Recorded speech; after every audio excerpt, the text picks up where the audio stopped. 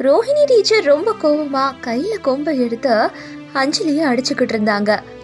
சொல்லு அஞ்சலி, இந்த காலேஜ் அதுக்கப்புறம் ஸ்கூல் எல்லாமே பிரிட்டிஷ்காரங்க கட்டினதுதான். அவங்க தான் ரொம்ப உயர்ந்தவங்க. நான் சொல்றத சொல்ல, பிரிட்டிஷ்காரங்க சிறந்தவங்கன்னு. சாரி மேம், என்னால சொல்ல முடியாது. அப்பனா நான் உன்னை அடிக்கிறத நிப்பாட்ட மாட்டேன். அப்படி சொல்லிட்டு இன்னும் அதிகமா அடிக்க ஆரம்பிச்சாங்க டீச்சர்.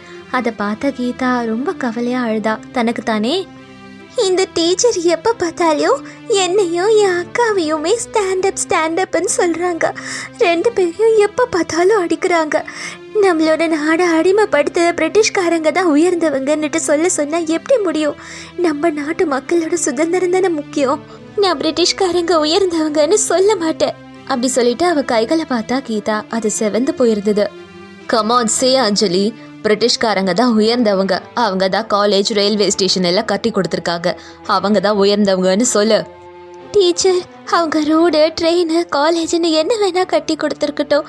ஆனால் நம்ம மக்களை கொடுமைப்படுத்தி சித்திரவதை பண்ணாங்க. அதை யாராலையும் மறக்க முடியாது டீச்சர். அவங்கள உயர்ந்தவங்க நான் சொல்ல மாட்டேன். அப்படி அஞ்சலி உண்மையை பேசணுன்னு ரோஹிணி டீச்சருக்கு இன்னும் கோவம் அதிகமாகி அஞ்சலியை டமால் டமால் டமால்னு அடிச்சுக்கிட்டே இருந்தாங்க. பாவம் அஞ்சலிக்கு பயங்கரமாக வலிச்சுது. அந்த சமயம் பிரின்ஸ்பல் அவங்க கிளாஸ்க்கு வந்தாங்க. ரோஹிணி டீச்சர் அடிக்கிறத பார்த்துட்டு பரபரப்பாக ரோஹிணி டீச்சரை பிரின்ஸ்பல் ரூம்க்கு அவங்க கூட்டிகிட்டு போனாங்க. ரோஹிணி டீச்சர் நின்றுட்டு இருந்தாங்க. பிரின்ஸ்பல் அவங்க சீட்டில் உட்காந்து ஃபோனில் பேசிக்கிட்டு இருந்தாங்க. மிஸ்டர் சுதர்ஷன், கொஞ்சம் காலேஜ்க்கு வாங்கல அப்படி சொல்லிட்டு அவங்க ஃபோனை வச்சுட்டாங்க. பிரின்ஸ்பல் ரோஹிணியை கோவமாக பார்த்து, வாட் இஸ் திஸ் ரோஹிணி? எப்போ பார்த்தாலும் பிரிட்டிஷ் தான் பெரியவங்க, உயர்ந்தவங்கன்னு சொல்லி குழந்தைங்கள டார்ச்சர் பண்ணுறீங்க. பாவம் அந்த அஞ்சலியும் கீதாவும் எப்போ பார்த்தாலும் அந்த ரெண்டு பொண்ணுங்களையும் அடிச்சுக்கிட்டே இருக்கீங்க. என்ன இதெல்லாம்? What nonsense is this? Are you mad or what? அப்படின்னு பிரின்ஸ்பல் திட்டிட்டு இருக்கும் போது ரோஹிணியோட அப்பா சுதர்ஷன் அங்கே வந்தார். வாங்க சார், நீங்கள் சொன்னீங்கன்னுட்டு நான் அவங்க பொண்ணை இந்த காலேஜில் ஜூனியர் லெக்சரராக வேலைக்கு எடுத்தேன். ஆனால் அவங்க பொண்ணு 7 அக்கா தங்கச்சியான கீதா அஞ்சலி பொண்ணுங்களை ரொம்ப திட்டி பிரிட்டிஷ்காரங்க தான் உயர்ந்தவங்கன்னு சொல்லி டார்ச்சர் பண்ணுறாங்க தெரியுமா? ஏமா ரோஹிணி இப்படி எல்லாம் பண்ற? எப்படியோ கஷ்டப்பட்டு நான் இந்த வேலையை உனக்கு வாங்கி கொடுத்தேன். ஆனா இங்க வந்து எதுக்கு குழந்தைங்களை சித்திரவதைப்படுத்துற? ஏமா, உன் வேலை பாட சொல்லி கொடுக்கறதுதான், குழந்தைங்களை அடிக்கிறது இல்ல. டாடி, இங்க பாருங்க, நான் ஒரு பிரிட்டிஷ் கேர்ள். நான் அந்த மாதிரி தான் நடந்துப்பேன். இவங்க நம்ம கிட்ட இருந்த ரயில்வே ஸ்டேஷன், ரோடு, ஸ்கூல் எல்லாமே கன்ஸ்ட்ரக்ட் பண்ணிக்கிட்டாங்க. ஒரு நன்றி கடன் கூட இல்லாம இருக்காங்க. அப்படிப்பட்ட இவங்களை பழி வாங்கறதுக்காக நான் காத்துக்கிட்டு இருக்கேன். நான் பிரிட்டிஷ்காரங்க மாதிரி தான் நடந்துப்பேன் டாடி. என் பகையை தீர்க்க நல்ல சந்தர்ப்பத்துக்காக காத்துக்கிட்டு இருக்கேன். Stop it Rohini. நான் எத்தனை தடவை உன்கிட்ட சொல்லிருக்கேன், நம்மளோட பூர்வீகம் மட்டும்தான் பிரிட்டிஷ். ஆனா நான் பிறந்தது இந்தியால, வளர்ந்தது இந்தியால, வாழ்றது இந்தியால. உங்க அம்மாவை அதுக்கப்புறம் கல்யாணம் பண்ண. நீ பிறந்த, நீயும் இந்தியன் தான், நானும் இந்தியன் தான். இதை யாராலையும் மாத்த முடியாது. போய் அந்த அஞ்சலி கீதா பொண்ணுங்க கிட்ட போய் சாரி கேளு போ. இன்னொன்னு தடவை இந்த மாதிரி நடந்துக்காத. இங்க பாருங்கப்பா, நீங்க என்ன சொன்னாலும் நான் கேட்க மாட்டேன், சாரியும் சொல்ல மாட்டேன். அப்படி சொல்லிட்டு அங்கிருந்து போயிட்டா ரோஹிணி. சார், என்ன சார் இந்த பொண்ணு இப்படி இருக்காளே? அதான் மேடம், எனக்கும் தெரியல. எதுக்கு இவளுக்கு பிரிட்டிஷ கண்டா இவ்ளோ ஆர்வம், இவ்ளோ மரியாதைனே புரியல எனக்கு. சார், சொல்றேன், தப்பா எடுத்துக்காதீங்க. அவங்கள முதல்ல ஒரு நல்ல டாக்டர் கிட்ட கூட்டிட்டு போங்க. பிரின்சிபல் மேடம், உங்க கஷ்டம் எனக்கு புரியுது. என் பொண்ணால நிறைய பிரச்சனைன்னுட்டு எனக்கு புரியுது மேடம். ஆனா எப்படி இருந்தாலும் இப்ப இண்டிபெண்டன்ஸ் டே வரப்போதுல, நம்ம காலேஜ்ல தான் கிராண்டா ஃபங்க்ஷன் நடத்தி நமக்கு எப்படி சுதந்திரம் கிடைச்சதுன்னுட்டு கதை டிராமா எல்லாம் பண்ணுவாங்களே, அத பார்த்து அது இவ புரிஞ்சுப்பான்னுட்டு நம்புறேன் மேடம். ஒரே ஒரு அவகாசம் மட்டும் கொடுங்க. கோமா கிளாஸ்க்கு போன ரோஹிணி மறுபடியும் அந்த சிஸ்டர்ஸ் கீதா அண்ட் அஞ்சலியை கூப்பிட்டு அடி அடி அடின்னு அடிக்க ஆரம்பிச்சாங்க. வலி தாங்க முடியாம கீதாவும் அஞ்சலியும் கத்துனதுல பிரின்ஸ்பலும் சுதர்ஷனும் கிளாஸ்க்கு வந்தாங்க. அவங்க ரோஹிணியை தடுத்து நிப்பாட்டினாங்க. Anjali, Geeta, listen to what I'm saying. இன்னும் கொஞ்சம் நாளில் இண்டிபெண்டன்ஸ் டே வரப்போகுது. நம்ம காலேஜில் கிராண்டாக ஃபங்க்ஷன் நடக்கணும். எல்லா டெக்கரேஷன்ஸும் ரொம்ப நல்லா இருக்கணும். நீங்கள் அதை பண்ணணும். நம்ம நாட்டுக்கு எப்படி சுதந்திரம் வந்துச்சுன்ற கதையை ரொம்ப அழகாக எடுத்து காட்டணும். எல்லாருக்கும் அது புரிகிற மாதிரி இருக்கணும். நான் சொல்கிறது புரிஞ்சுதில்ல? அதுக்கு அந்த 2 பொண்ணுங்களும் சரின்னு சொன்னாங்க. ரோஹிணிக்கு இன்னும் கோபம் அதிகமாச்சு. மேடம், நீங்கள் சொல்லிட்டீங்கல்ல மேடம், பார்த்துக்கிட்டே இருங்க. எவ்வளோ அழகாக டெக்கரேஷன்ஸ் எல்லாம் அரேஞ்ச் பண்ண போகிறோம், கதையை எப்படி சூப்பராக எல்லாருக்கும் சொல்ல போகிறோன்னுட்டு அசத்திடலாம் மேடம். அதை கேட்ட ரோஹிணி கோவப்பட்டு, எப்படி பண்ணுறீங்கன்னு நானும் பார்க்குறேன் அப்படின்னு நினைச்சாங்க டீச்சர். அன்னைக்கு ராத்திரி சாப்பிட்டு முடிச்சதுக்கு அப்புறமா அஞ்சலியும் கீதாவும் பெட்ல தூங்க போனாங்க. கீதா, நம்ம பிரின்சிபல் சொல்லியிருக்காங்கல்ல, இந்த தடவை இண்டிபெண்டன்ஸ் டே செலிப்ரேஷன் ரொம்ப கிராண்டாக இருக்கணும்னுட்டு நம்ம சூப்பராக எல்லா அரேஞ்ச்மெண்ட்ஸும் பண்ணணும். நம்ம நாட்டுக்கு எப்படி சுதந்திரம் கிடைச்சிது, பிரிட்டிஷ் நம்மளோட நாட்டு மக்களை எப்படி கொடுமைப்படுத்தினாங்கன்றத அழகாக காட்டணும். அப்போ தான் எப்போ பார்த்தாலும் பிரிட்டிஷ்னு சொல்கிற அந்த ரோஹிணி டீச்சருக்கு புத்தி வரும். சரிக்கா, நாளைக்கு காலேஜ்க்கு போனோன்னே எல்லா ஏற்பாடையும் ஆரம்பிச்சுக்கலாம். அந்த ரோஹிணி டீச்சர் என்ன பண்ணுறாங்கன்னு பார்ப்போமே. அப்படி அக்கா தங்கச்சிங்க 2 பேரும் பேசிக்கிட்டு தொங்கிட்டு இருந்தாங்க. அப்பதான் ரோஹிணி டீச்சர், காலேஜில் அந்த 7 அக்கா தங்கச்சிங்க எப்படி இண்டிபெண்டன்ஸ் டேக்கு எல்லா அரேஞ்ச்மெண்ட்ஸையும் பண்ணுறாங்கன்றத நானும் பார்க்குறேன். எல்லாத்தையும் நான் தடுத்து விட்டுற மாட்டேன். எப்படி இருந்தாலும் வர எல்லா டெக்கரேஷன் ஐட்டத்தையும் ஸ்டோர் ரூமில் தானே வைப்பாங்க. நான் நாளைக்கு ராத்திரியே போய் எல்லாத்தையும் நாசம் பண்ணுறேன். எப்படியும் இந்த செலிப்ரேஷனை நடக்க நான் விட மாட்டேன் அப்படின்னு நினச்சாங்க ரோஹிணி டீச்சர். அன்னைக்கு ராத்திரி அதுக்கப்புறம் அவங்க தூங்க போயிட்டாங்க. அடுத்த நாளுக்கு அஞ்சலியும் கீதாவும் வந்தாங்க. அவங்கள பார்த்த ரோஹிணி டீச்சர் கோவமா, இங்க பாருங்க, நான் சொல்றத கேட்டிங்கன்னா இனிமேல் நான் உங்க 2 பேரையும் அடிக்க மாட்டேன். ஏழைன்னு சொல்லி உங்களை எகத்தாளமா பேச மாட்டேன். என்ன சொல்றீங்க?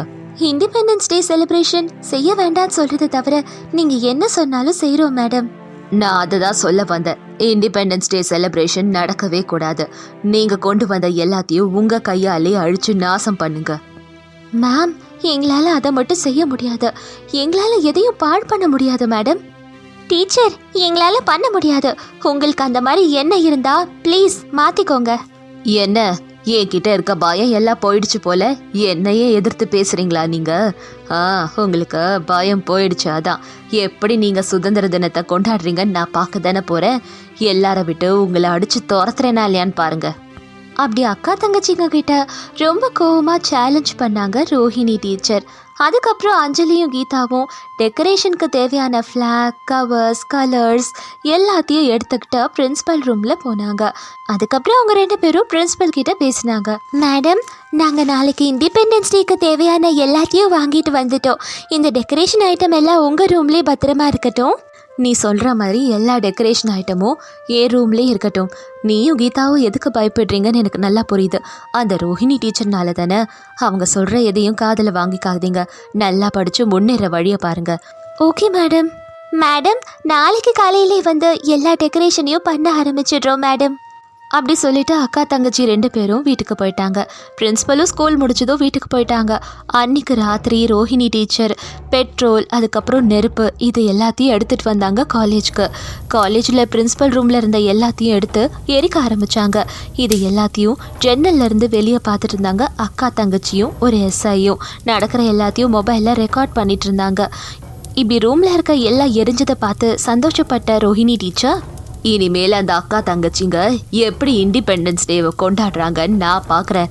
நான் தான் எல்லாத்தையும் எரிச்சிட்டேனே அப்படி நினச்சிட்டு ரோஹிணி டீச்சர் கிளம்பலான்னு போகும்போது அக்கா தங்கச்சிங்க எஸ்ஐ எல்லாரும் வந்து ரோஹிணி டீச்சர் பண்ண எல்லாத்தையும் வீடியோவில் இருக்கிறதா காட்டி எஸ்ஐ ரோஹிணி அரெஸ்ட் பண்ணி ஜெயிலில் விட்டுட்டாரு. ஜெயிலில் இருந்தாங்க ரோஹிணி டீச்சர். அடுத்த நாள் காலையில் விடிஞ்சுது. சீக்கிரமாகவே கீதாவும் அஞ்சலியும் ஸ்கூலுக்கு வந்து ரொம்ப அழகாக ஸ்கூல் முழுக்க சூப்பராக டெக்கரேஷன் பண்ணியிருந்தாங்க. ஸ்டூடெண்ட்ஸ் எல்லாரும் கிரவுண்டுக்கு வந்தாங்க.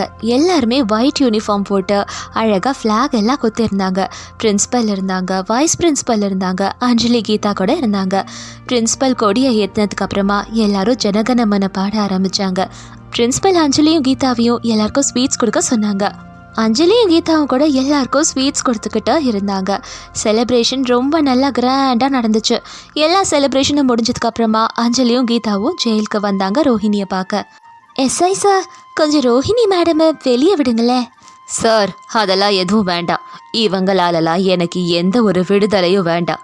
நான் தப்பு பண்ணேன்னு ஒத்துக்கிறேன். என்ன ஜெயிலே போடுங்க அப்படின்னு டீச்சர் சொன்னதும் கீதாவும் அஞ்சலியும் வீட்டுக்கு போயிட்டாங்க. டீச்சர் ஜெயிலில் இருந்தாங்க. நந்தவனபுரோன்ற ஊரில் பவானின்னு ஒரு அம்மா இருந்தாங்க. அவங்க சொந்த பொண்ணு லாவண்யாவை டவுனில் காலேஜில் படிக்க வச்சுட்டு இருந்தாங்க.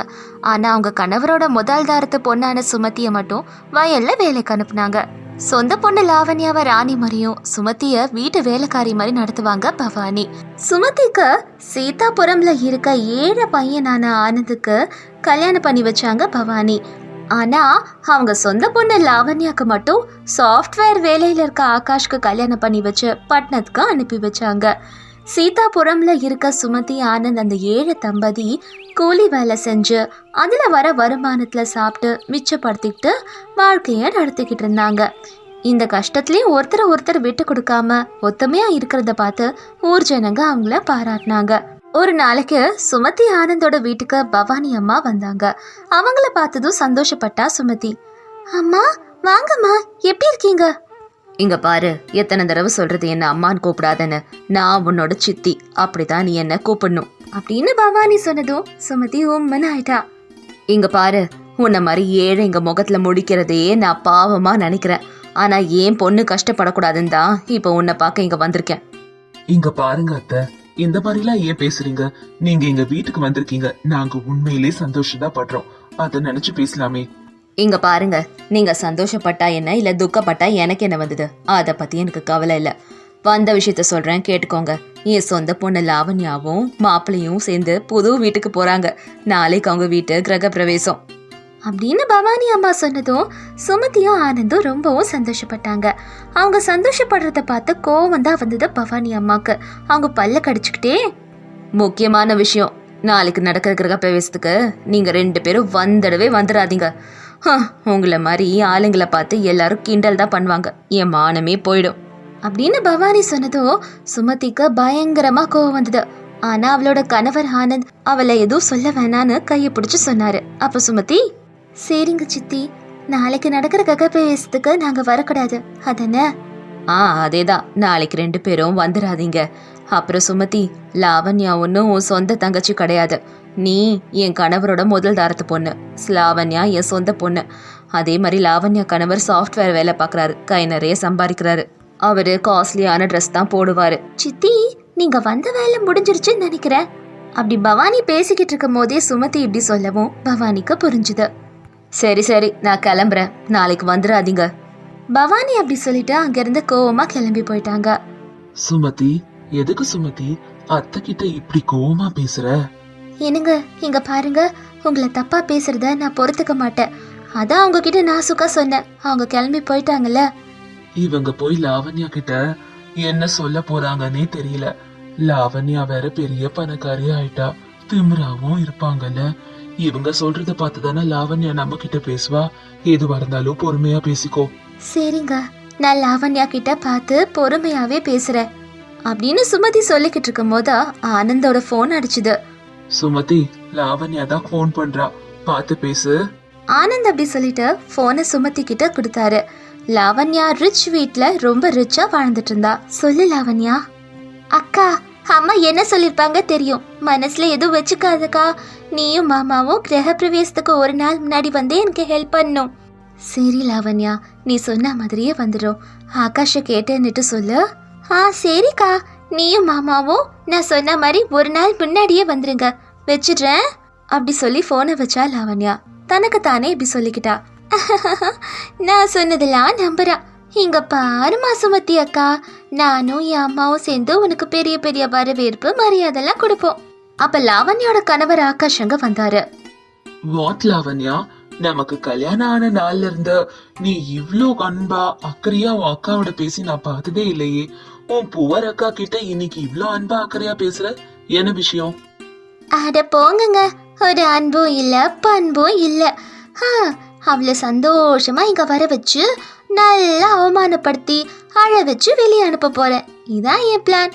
அதுல எனக்கு ஒரு சந்தோஷம் கிடைக்கும் அப்படி சொல்லிட்டு லேடி வில்லன் சிரிக்கிற மாதிரி சிரிச்சா லாவண்யா. இங்க சுமதியோட வீட்ல, என்னம்மா, உன் தங்கச்சி கிரக பிரவேசத்துக்கு உன்னை கூப்பிடுறாளா? ஆமாங்க, ஒரு நாள் முன்னாடியே நம்மள வர சொல்றாங்க. ஆனா நம்ம போக வேண்டாங்க. ஏன் அப்படி சொல்ற? என்னங்க இப்படி கேக்குறீங்க, மறந்து போயிட்டீங்களா என்ன? அவ கல்யாணம் நடக்கிறப்போ என் தங்கச்சியும் என் சித்தியும் சேர்ந்து எப்படி எல்லாம் நம்மள அவமானப்படுத்தினாங்க. அதெல்லாம் நான் என்னைக்கும் மறக்க மாட்டேன் சுமதி. ஒவ்வொரு தடவை உன் சித்தியும் உன் தங்கச்சி லாவண்யாவும் குத்தி காட்டும் போது உன்னை நல்லா வச்சு அவங்க முன்னாடி வாழ்ந்து காட்டணும்ன்ற எண்ணம் எனக்குள்ள வரும்.